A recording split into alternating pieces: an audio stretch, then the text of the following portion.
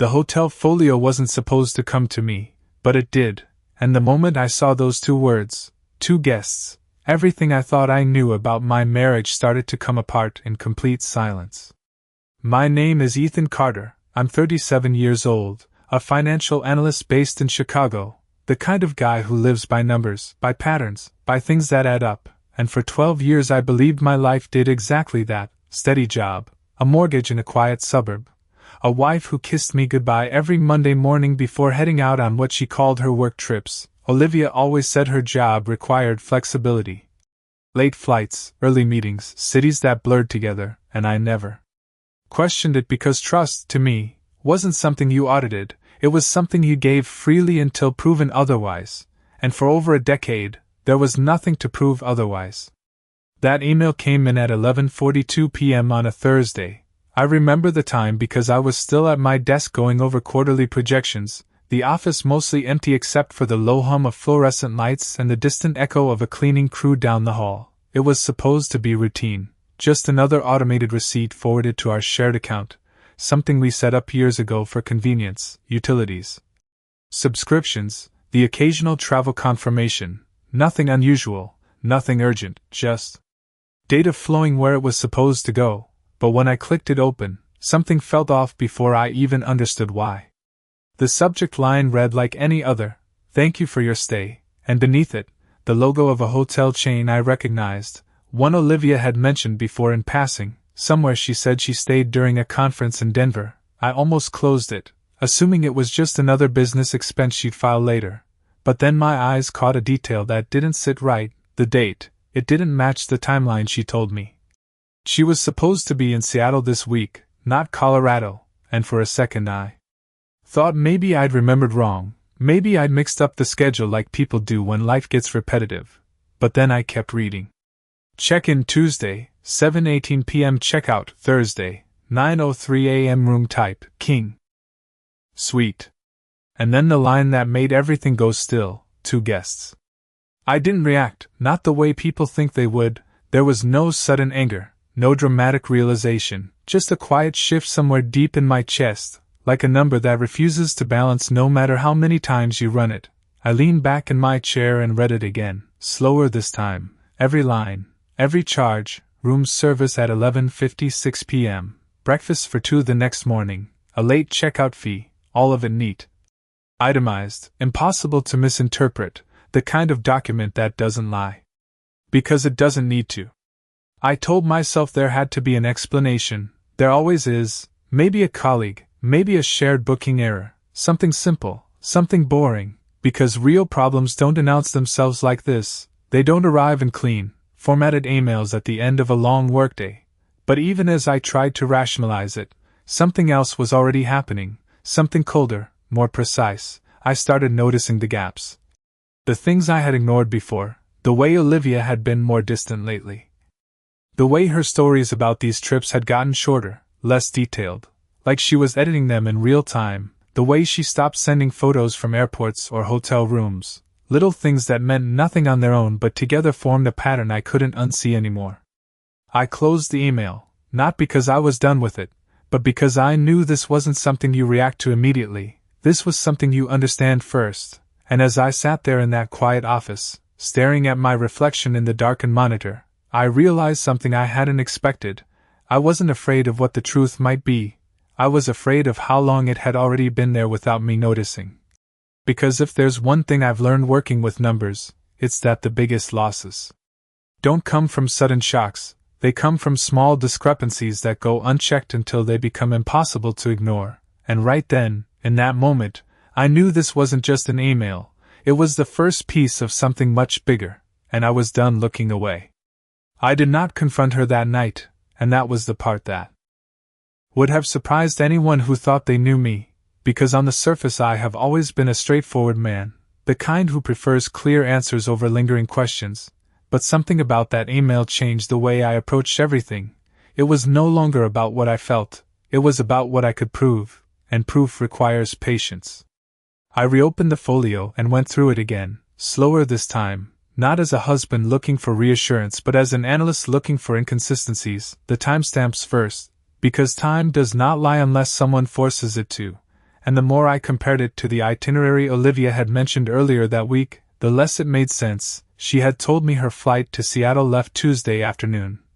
Said she would land around 6, maybe grab dinner with her team before preparing for a presentation the next morning, but this document placed her in Denver at almost the exact same hour, checked into a hotel room that was clearly not booked for a single traveler. I pulled up my phone and scrolled through our messages, not to reread them emotionally but to line them up against the data. Tuesday at 6:32 p.m. she texted me, "Just landed, long day already, talk later," and I remember replying with something routine, something supportive, "Drive safe, get some rest," the kind of message that assumes honesty without question. And now I was staring at that same timestamp knowing she was not in an airport, she was already inside that room. I did not feel anger yet, not in the way people expect. It was something more controlled, more focused, like the moment before a decision gets made in a boardroom when everyone realizes the stakes have changed but no one has spoken it out loud.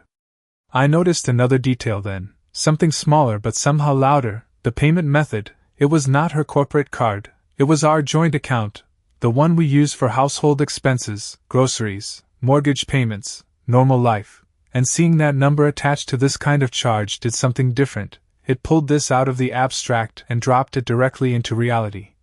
Into something tangible that could not be dismissed as a misunderstanding. I leaned forward and zoomed in on the breakdown, line by line, room service charges that repeated twice in the same night, breakfast listed for 2, not once but both mornings, and a late checkout that extended past 10, which meant there was no early meeting, no rush departure, no business urgency at all.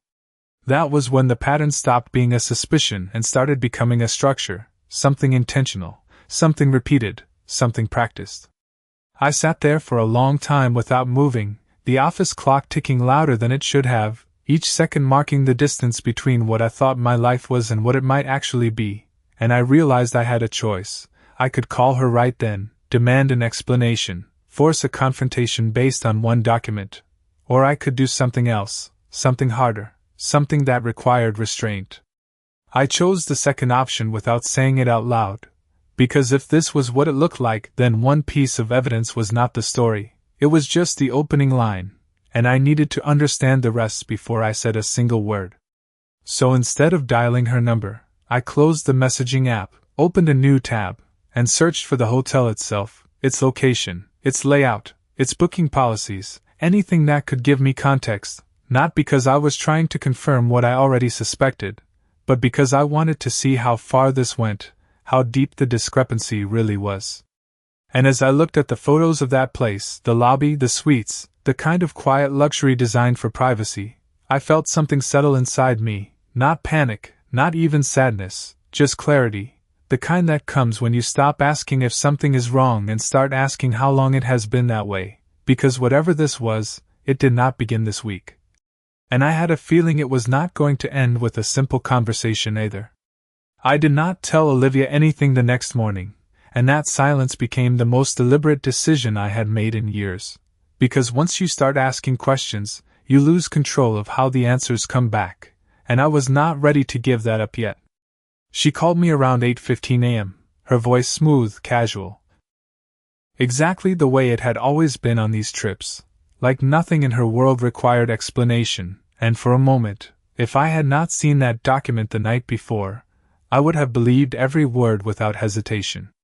She told me the meetings were already running behind schedule, said the client was more demanding than expected, and I listened, not interrupting, not correcting, just letting her talk, because sometimes the most important thing you can do is give someone enough space to reveal exactly how consistent their story really is. I asked a simple question, the kind any husband would ask, which hotel did you end up staying at? And there was a pause, not long enough to be obvious, but long enough for me to notice. She answered with a name that was close to the one on the folio but not the same, similar brand, different location, and that was when something inside me shifted from suspicion to confirmation, not because she made a mistake, but because she made a controlled one, the kind that sounds believable if no one is checking.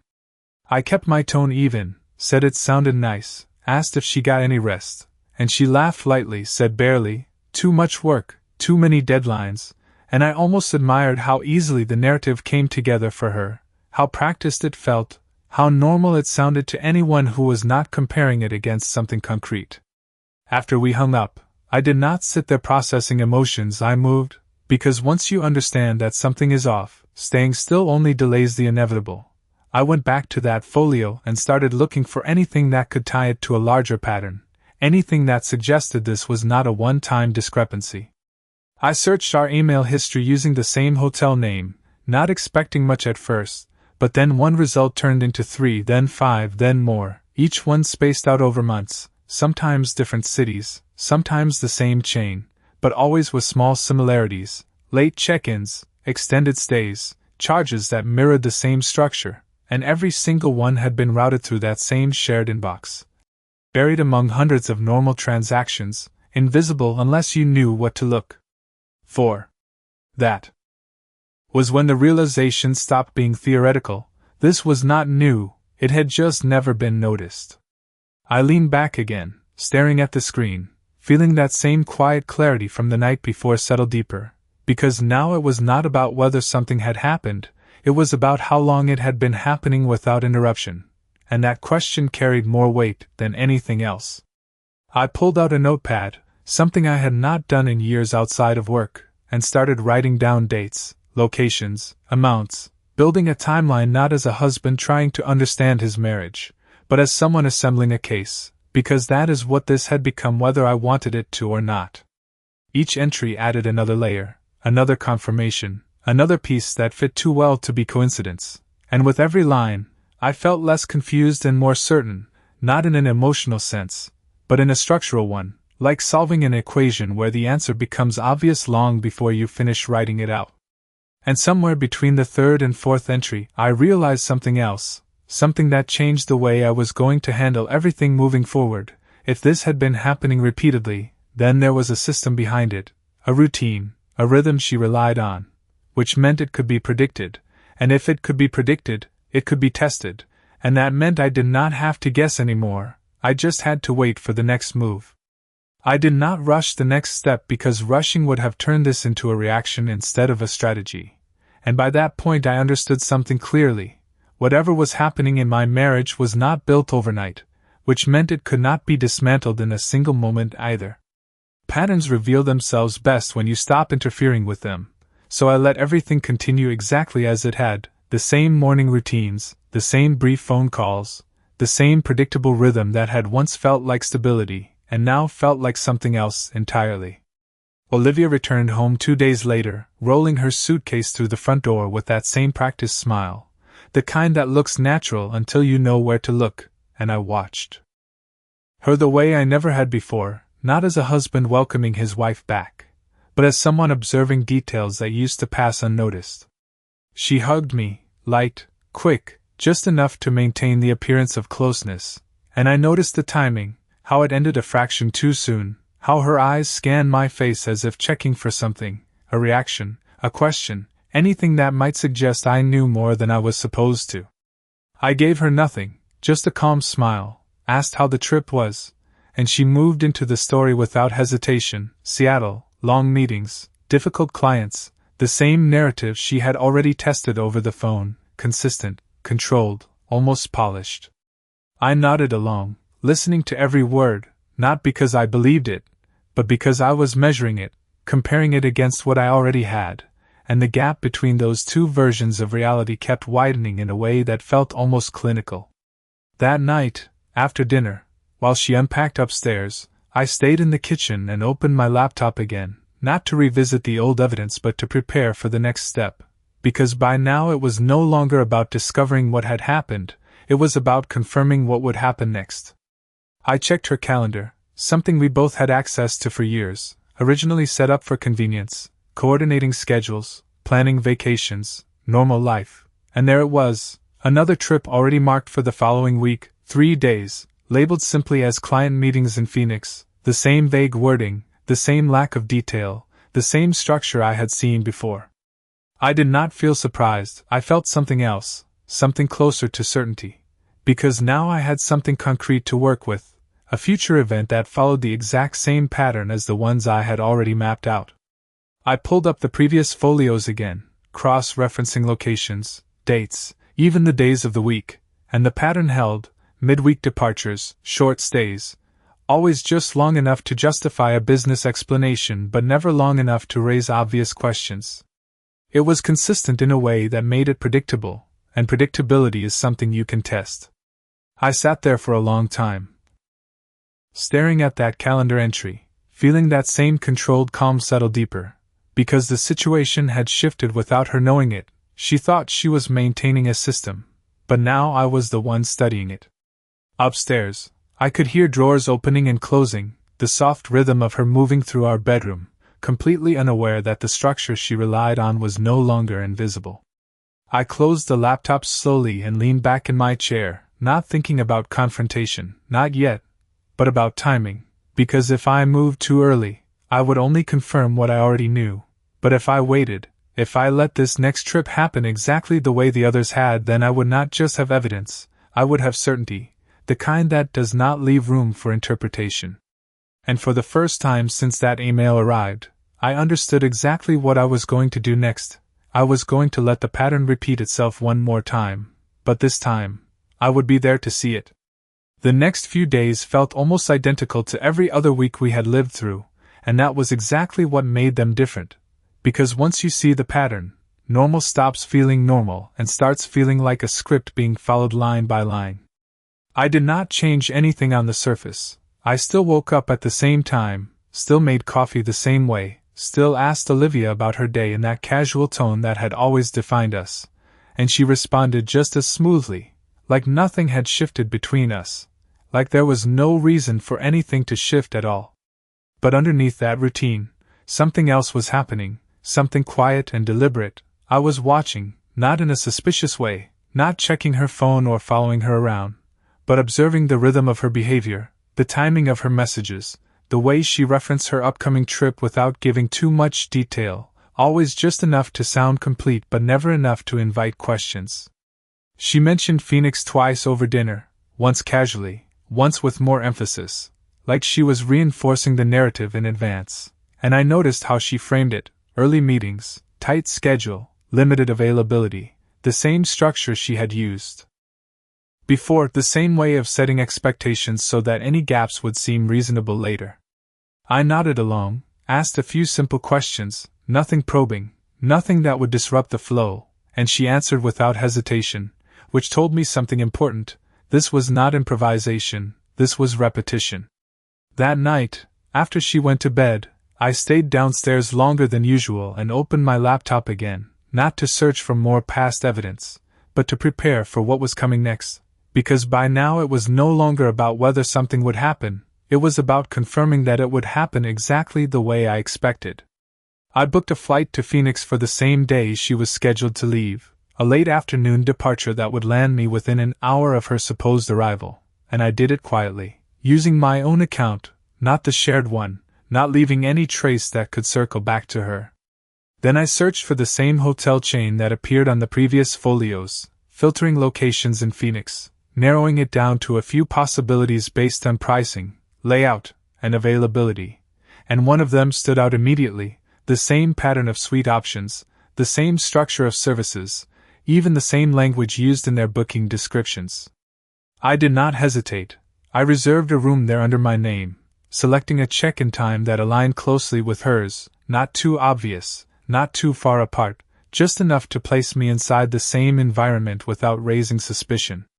When the confirmation email came through, I read it once, then closed it, because the details were already clear in my head. This was not about chance anymore, it was about alignment. Over the next 2 days, I kept everything steady, no sudden changes, no shifts in tone, just the same version of myself she had always known, because if there is one thing I understood now, it was that the moment she sensed anything different, the pattern would break, and I needed it to stay intact just a little longer. The morning of her trip arrived quietly. She packed the night before, rolling her suitcase into a hallway with that same efficiency, that same calm confidence, and I stood there watching. For a second longer than usual, not because I was unsure, but because I was recognizing something I had missed for years: how practiced this had become, how natural it looked when you were not paying attention. She kissed me goodbye at the door, said she would call when she landed, and I smiled, told her to travel safe, the same words I had used countless times before, but this time they carried something else beneath them, something she could not hear. As the door closed behind her, the house went quiet in a way that felt different, not empty, not lonely, just still, like the pause before something finally reveals itself. I waited exactly 20 minutes, then picked up my keys, grabbed my bag, and walked out the same door, not rushing, not hesitating, just moving forward with a clarity I had not felt in a long time, because for the first time since this began, I was no longer reacting to the pattern, I was stepping directly into it. I landed in Phoenix just after 6 in the evening, the desert air dry and warm in a way that felt almost unreal compared to Chicago, but I did not notice much beyond the timing, because by now everything was about alignment, every minute, every movement, every detail falling into place exactly the way I had mapped it out. I kept my phone on silent during the flight, not out of habit but by choice, because I already knew what message would be waiting when I turned it back on, and I wanted to see it all at once, not in fragments. As I stepped off the plane and into the terminal, I finally checked it, and there it was, right on schedule, Olivia's message, just landed, heading to the hotel now, long day ahead tomorrow, and I read it without emotion, just noting the timestamp, the phrasing, the consistency with everything that had come before. She was still following the same script, the same pattern, unaware that I was no longer just an audience to it. I took a rideshare to the hotel I had booked, sitting quietly in the back seat as the city lights passed by in long stretches of gold and shadow, my mind not racing, not spiraling, just focused, like I was moving through a process I had already accepted. When the car pulled up to the entrance, I recognized it immediately, not because I had been there before, but because I had studied it, the facade, the layout, the way the lobby opened up behind glass doors, everything matched the images I had seen earlier, and for a moment, standing there with my bag in hand, I felt something settle even deeper inside me, not doubt, not fear, just confirmation. I walked inside, the air cool and quiet, the kind of controlled environment designed to make everything feel calm, neutral, forgettable, and I approached the front desk with the same composure I had carried all day. The check-in was simple, efficient, just another guest arriving for a stay, nothing unusual, nothing that would draw attention, and that was exactly the point. I took the key card, thanked the clerk, and headed toward the elevators, noticing small details along the way, the spacing of the seating areas, the direction of the hallways, the flow of movement, not because I needed them immediately, but because I wanted to understand the space I was in. When I reached my floor, I walked slowly down the corridor, each step measured, each door identical, each number passing by until I found mine, and when I stepped inside, I did not unpack right away, I just stood there for a moment, listening to the quiet, letting the reality of where I was fully register. This was no longer theory, no longer assumption, I was inside the same system I had been observing from a distance, and whatever happened next would not be filtered through emails or timestamps, it would be direct.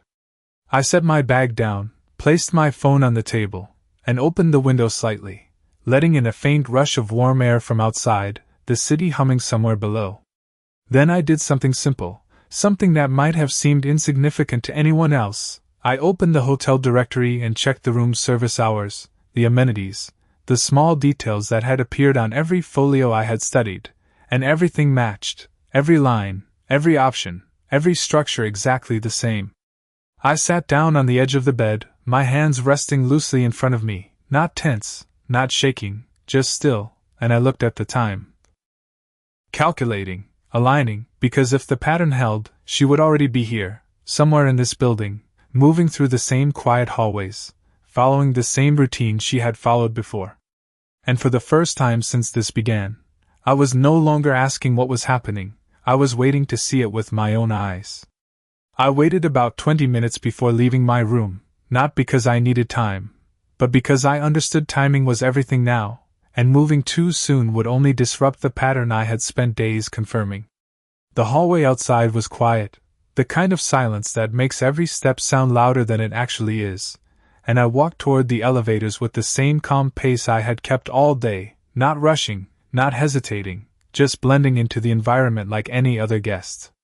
When I reached the lobby, I did not look around immediately. I did not scan the room like someone searching for something, because that is how you draw attention. Instead, I moved naturally, passing through the seating area, glancing casually at my phone, letting my eyes adjust to the space without signaling intent.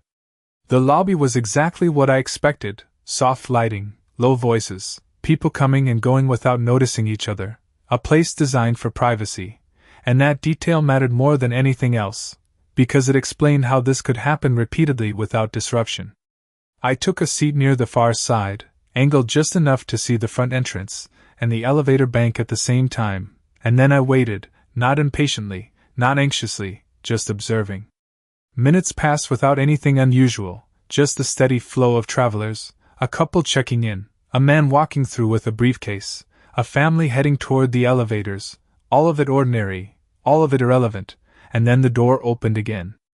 I did not react right away, not outwardly, but something inside me recognized the movement before I fully processed it. Olivia stepped inside, pulling her suitcase behind her, her posture relaxed, her expression neutral, exactly the way I had seen her 100 times before, except this time I was seeing it differently. She paused near the entrance for just a second, not looking around in confusion, but in confirmation, like someone orienting themselves in a familiar place, and that single detail told me more than anything else: this was not new to her. She walked toward the front desk, checked in quickly, no hesitation, no questions, just a smooth exchange that suggested routine, and I stayed exactly where I was, not moving, not approaching, because this was not the moment for confrontation, this was the moment for certainty. After she received her key, she did something small but significant. She did not head straight to the elevators. Instead, she stepped slightly to the side, near one of the seating areas, and waited, not long, maybe 30 seconds, maybe less, but long enough for it to be intentional. Then he appeared. I did not know his name, I did not need to, because his role was already clear. He walked in from the opposite entrance, not rushed, not cautious, just confident in the way someone is when they expect to be exactly where they are supposed to be. He saw her immediately, and she saw him, and the way their expressions shifted was subtle but unmistakable, not exaggerated, not dramatic, just a quiet recognition that did not belong in a business setting. They greeted each other with familiarity, not excessive, not inappropriate, but not distant either, and that was enough, because context matters more than action, and in that moment, the context was undeniable. They spoke briefly, too quietly for me to hear, then turned together toward the elevators, moving in sync without needing to coordinate, and I watched them go, not following, not interrupting, just letting the reality of it settle fully into place.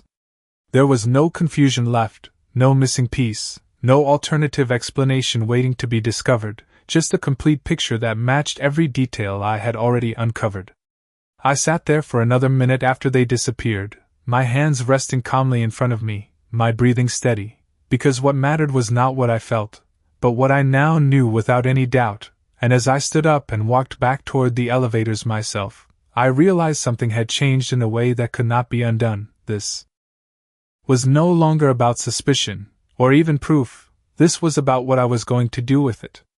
I did not follow them to their room, because at that point, I did not need to. Everything that mattered had already been confirmed, and anything beyond that would not add clarity. It would only add noise. Instead, I stepped into the elevator a few minutes later, pressing the button for my floor with the same calm precision I had maintained all evening, and as the doors closed, I caught a brief reflection of myself in the mirrored panel, composed, steady, unchanged on the outside, even though something fundamental had already shifted underneath. When I reached my room, I closed the door quietly behind me and set my phone on the table, not rushing to do anything, not pacing, not reacting, just standing there for a moment and letting the silence settle, because this was the point where most people would break the pattern, where emotion would take over, where confrontation would feel inevitable, but I had already decided that was not how this was going to unfold. I sat down, opened my laptop, and began organizing everything I had collected, not because I needed to review it again, but because I needed it structured, clear, undeniable, dates, locations, folios, timestamps, every piece aligned in a way that told a complete story without requiring explanation.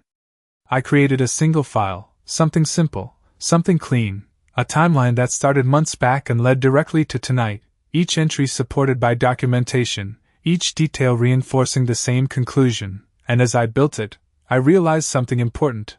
This was no longer about catching someone in a lie, it was about removing the possibility of denial entirely. Once the file was complete, I saved it, backed it up, and then did something that felt almost automatic. I sent a copy to my personal email, then to a secure folder I used for work, places where it would not disappear, places where it would exist beyond this moment. After that, I picked up my phone and opened my contacts, scrolling to a number I had not used in years, not because I needed help right now, but because I understood what came next required. Preparation, not reaction. I did not call, not yet, but I kept the number there, ready, because timing still mattered, and I was not finished with this process. A few minutes later, my phone lit up with a message from Olivia. Made it to the hotel, exhausted, early morning tomorrow, talk later, and I read it slowly, not because I needed to understand it, but because I was recognizing it for what it was, part of the same pattern, the same script, still running exactly as designed, completely unaware that the structure behind it had already been exposed. I typed back something simple, something consistent with everything she expected: glad you made it safe, get some rest, and hit send without hesitation, because the last thing I needed now was to signal any change. I placed the phone back down and leaned against the headboard, looking out the window at the city lights stretching into the distance, thinking not about what had just happened, but about what would happen next, because the situation had already moved past discovery, past confirmation, into something else entirely, something controlled, something deliberate. I was not here to react anymore. I was here to finish what I had started, and that meant choosing the moment, choosing the way, choosing the exact point where everything would come together without confusion, without argument, without the possibility of it being rewritten. And as I sat there in that quiet room, knowing exactly where she was, knowing exactly what she was doing, I felt something that had been building since the first email finally settled into place, not anger, not even disappointment, just a clear, steady sense of direction. Because now there was only one thing left to decide, not whether I would confront her, but how I would do it in a way that left nothing open to interpretation. I chose the next morning because clarity always lands harder in daylight, when there is no shadow to hide inside, no ambiguity to soften the edges of what is real, and by the time the sun rose over the city, I was already awake, already dressed, already certain of what I was going to do. I did not rush, I moved with the same measured pace I had kept since. This began, because the outcome was no longer in question, only the delivery was. I left my room just after 8, knowing from the pattern I had studied that this was when movement would begin again, when routines reset, when people step out of private spaces and back into the version of themselves they present to the world. The hallway was quiet as I walked toward the elevators, the same stillness as the night before, but it felt different now, not tense, not uncertain, just resolved. When I reached the lobby, I took the same seat I had the night before, positioned the same way, nothing about my presence out of place, nothing that would draw attention, and I waited. It did not take long. A few minutes later, the elevator doors opened, and they stepped out together, Olivia and the man I had seen before, their conversation low, casual, the kind of interaction that blends into the background if you are not looking for it. But I was not looking for confirmation anymore. I already had it. I was there for something else. They moved toward the exit, side by side, their pace unhurried, and I stood up just as they passed the midpoint of the lobby, not abruptly, not dramatically, just enough to place myself directly in their path without forcing the moment. Olivia saw me first.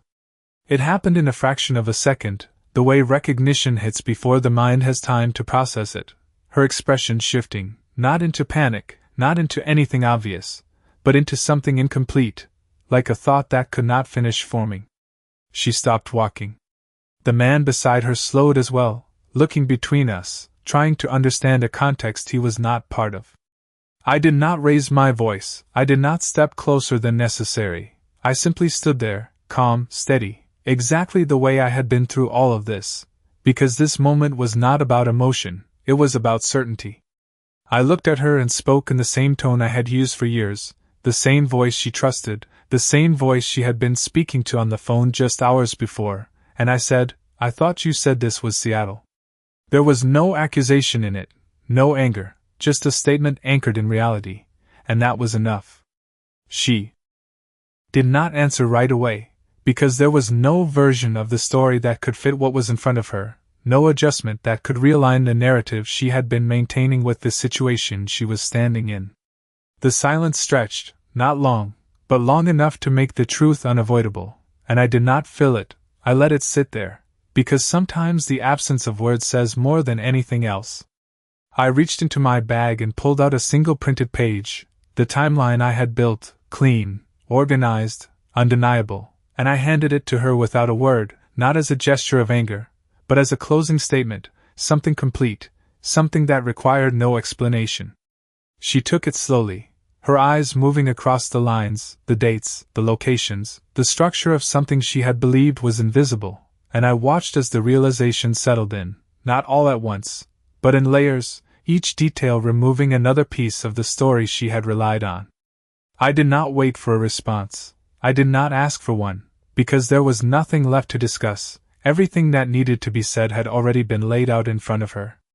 I looked at her one last time, not with anger, not with disappointment, just with the clarity that comes when something ends exactly the way it reveals itself, and I said quietly, "Keep the room, you are going to need it." Then I turned and walked toward the exit, not rushing, not looking back, because the only thing that mattered now was that there was nothing left to question, nothing left to prove, just the simple fact that the truth, once seen clearly, does not need to be argued, it only needs to be acknowledged, and I was already past that point.